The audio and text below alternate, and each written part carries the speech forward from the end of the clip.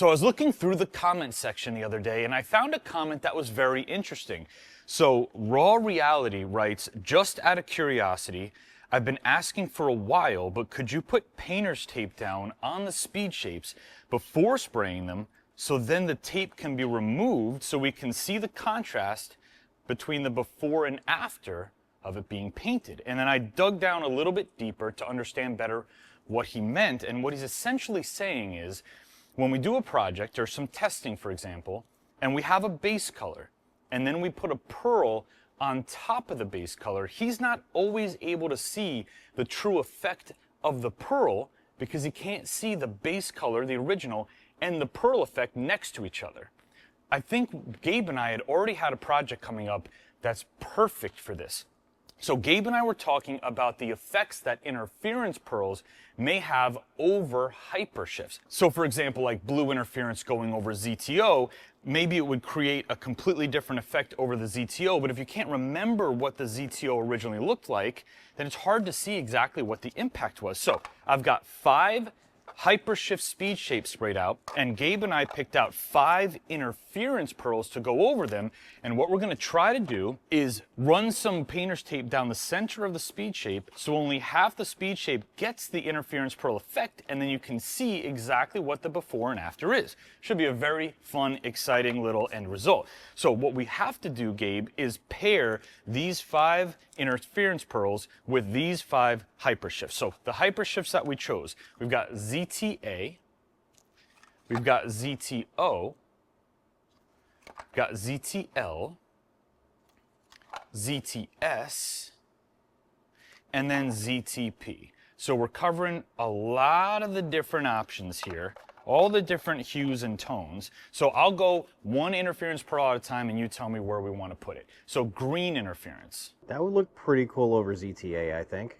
Okay. ZTA and green interference. 'Cause there's no green in that at all. Agree. Gold interference. I'm thinking it has to be either ZTS or ZTP. There's too much gold here already. Yeah, I mean, why don't you choose? ZTP. So gold interference and ZTP. Then we have blue interference, which definitely wouldn't go over the ZTS, so either O or L. You already stated O, so let's go with O. Okay, so blue interference over ZTO. A lot of contrasting colors being put here, which I love. Purple interference.